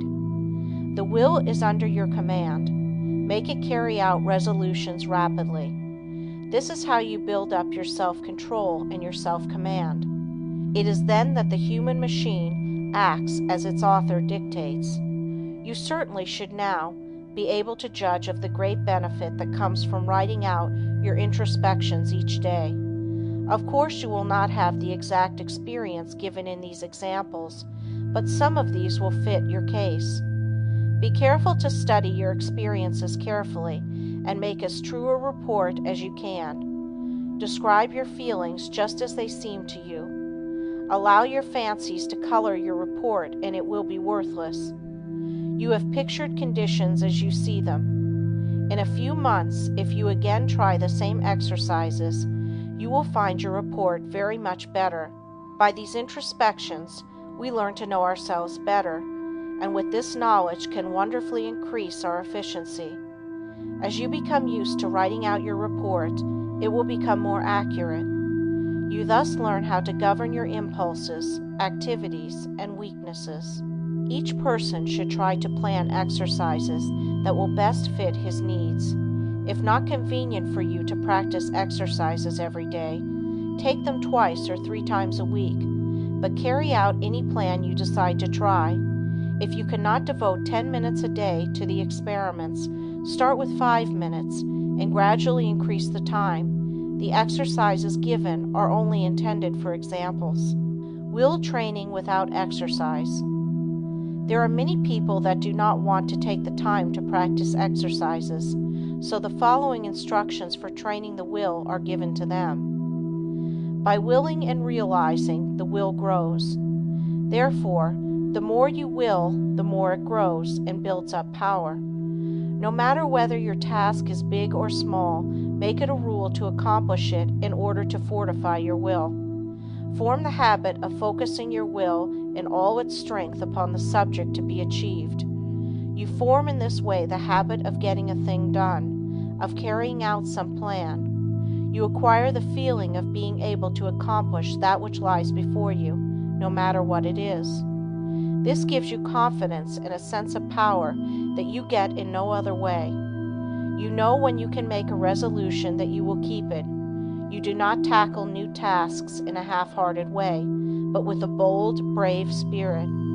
We know that the will is able to carry us over big obstacles. Knowing this, despair never claims us for a victim. We have wills and are going to use them with more and more intensity, thus giving us the power to make our resolutions stronger, our actions freer, and our lives finer and better.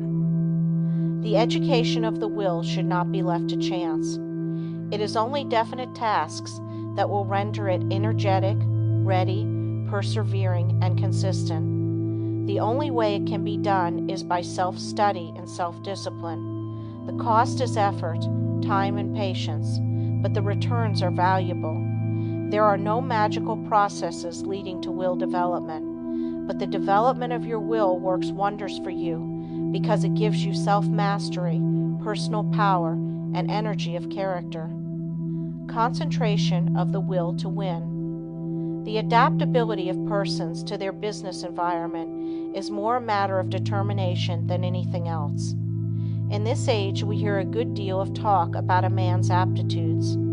Some of his aptitudes, some of his powers, may be developed to a wonderful extent, but he is really an unknown quality until all his latent powers are developed to their highest possible extent. He may be a failure in one line and a big success in another.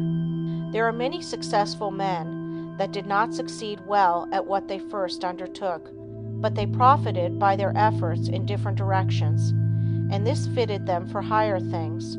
Whereas, had they refused to adjust themselves to their environment, the tide of progress would have swept them into oblivion. My one aim in all my works is to try and arouse in the individual the effort and determination to develop his full capacities, his highest possibilities. One thing I want you to realize at the start, that it is not so much ability as it is the will to do that counts. Ability is very plentiful, but organizing initiative and creative power are not plentiful. It is easy to get employees, but to get someone to train them is harder. Their abilities must be directed to the work they can do. They must be shown how, while at work, to conserve their energy, and they must be taught to work in harmony with others, for most business concerns are dominated by a single personality. Concentrating on driving force within. We are all conscious, at times, that we have somewhere within us an active driving force that is ever trying to push us onward to better deeds. It is that force that makes us feel determined at times to do something worthwhile. It is not thought, emotion, or feeling. This driving force is something distinct from thought or emotion. It is a quality of the soul, and therefore it has a consciousness all its own. It is the I will do of the will. It is the force that makes the will concentrate. Many have felt this force working within them, driving them on to accomplish their tasks. All great men and women become conscious that this supreme and powerful force is their ally in carrying out great resolutions. This driving force is within all, but until you reach a certain stage, you do not become aware of it. It is most useful to the worthy. It springs up naturally without any thought of training. It comes unprovoked and leaves unnoticed. Just what this force is we do not know, but we do know that it is what intensifies the will in demanding just and harmonious action. The ordinary human being, merely as merchandise, if he could be sold as a slave, would be worth $10,000. If somebody gave you a $5,000 automobile, you would take very good care of it. You wouldn't put sand in the carburetor, or mix water with the gasoline, or drive it furiously over rough roads, or leave it out to freeze at night.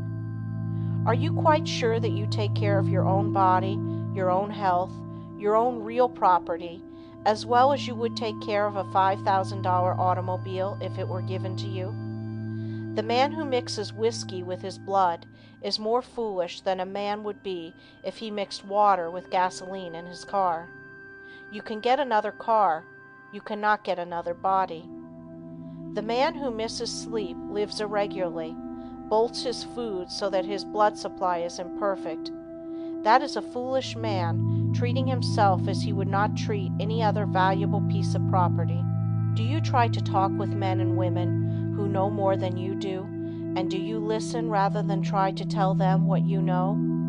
There are 100,000 men of 50 and men of 60 running along in the old rut, any one of whom could get out of it and be counted among the successful men if only the spark could be found to explode the energy within them, now going to waste.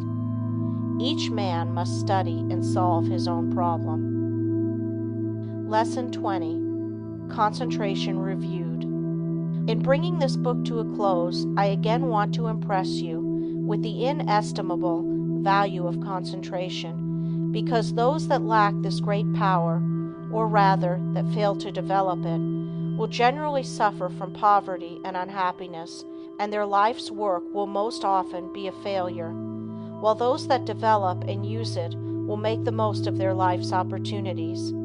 I have tried to make these lessons practical, and I am sure that many will find them so. Of course, the mere reading of them will not do you a great deal of good, but if the exercises are practiced and worked out and applied to your own individual case, you should be able to acquire the habit of concentration in such measure as to greatly improve your work and increase your happiness. But remember, the best instruction can only help you to the extent to which you put it into practice. I have found it an excellent idea to read a book through first, and then reread it, and when you come to an idea that appeals to you, stop and think about it.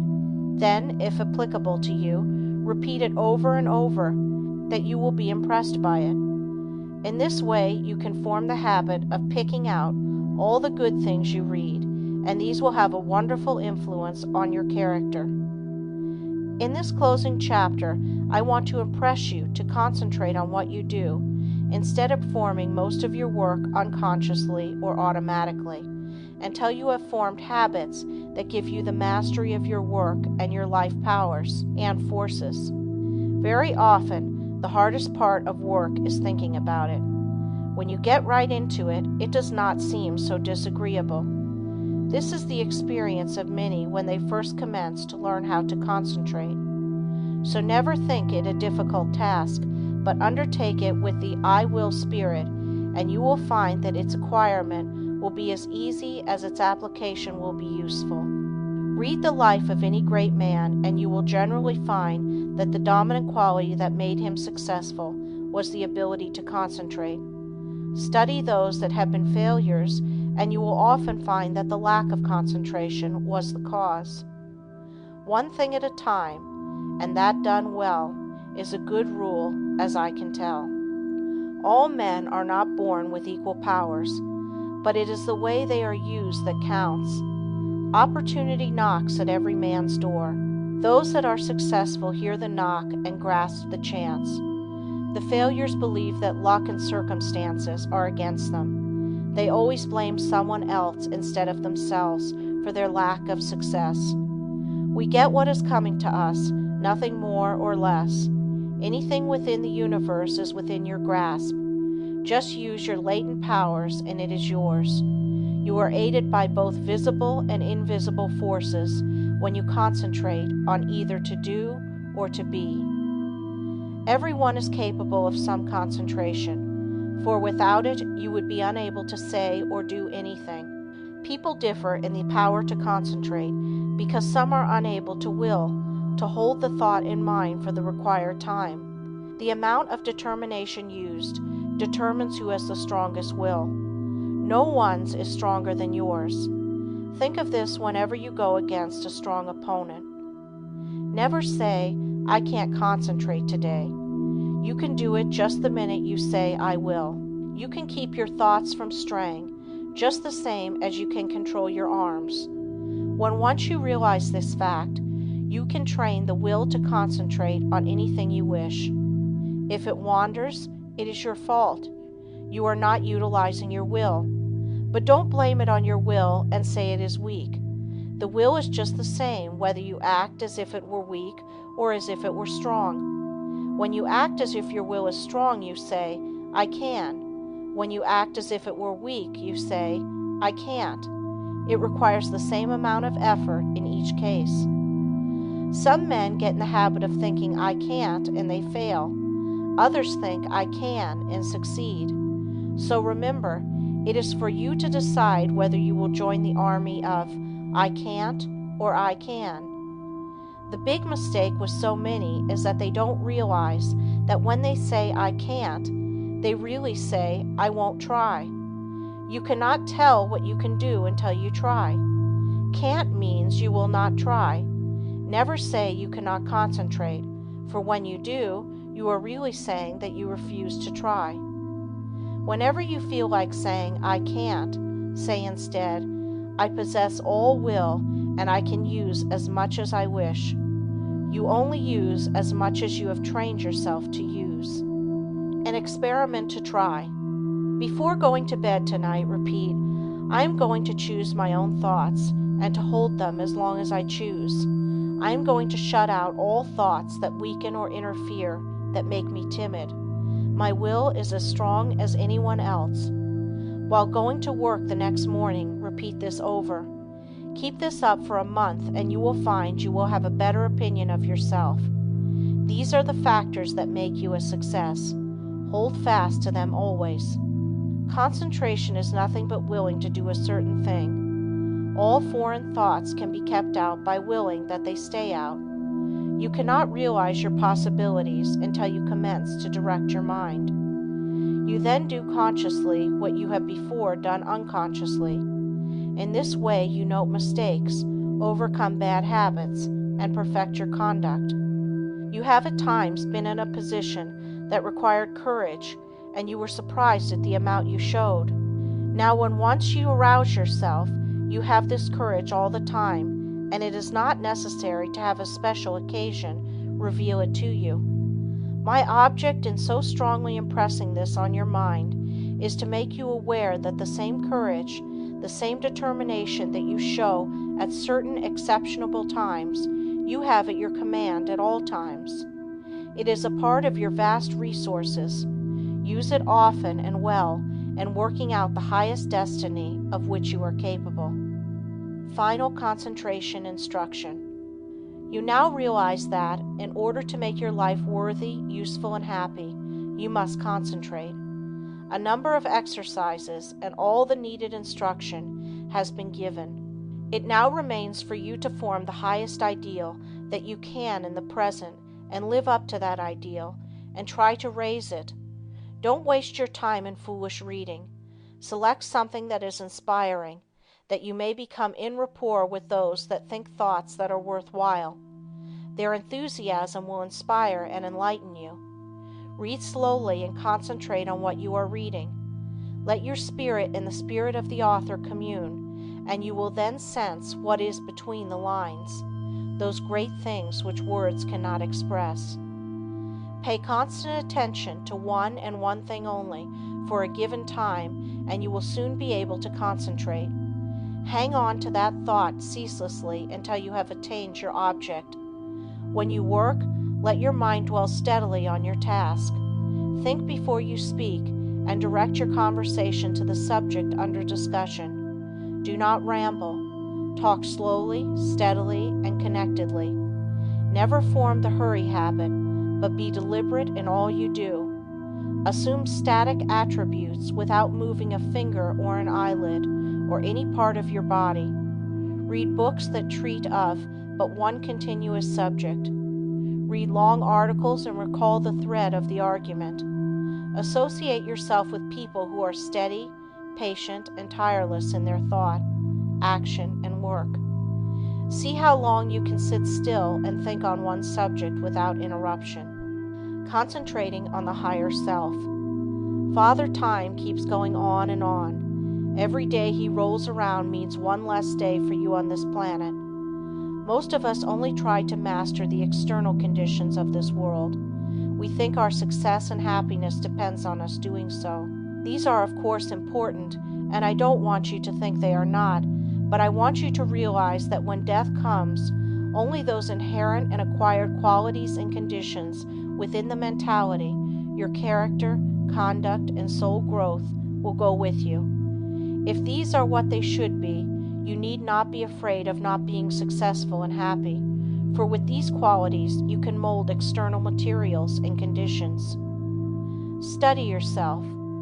Find your strong points and make them stronger, as well as your weak ones and strengthen them. Study yourself carefully, and you will see yourself as you really are. The secret of accomplishment is concentration, or the art of turning all your power upon just one point at a time. If you have studied yourself carefully, you should have a good line on yourself, and you should be able to make the proper interior readjustments.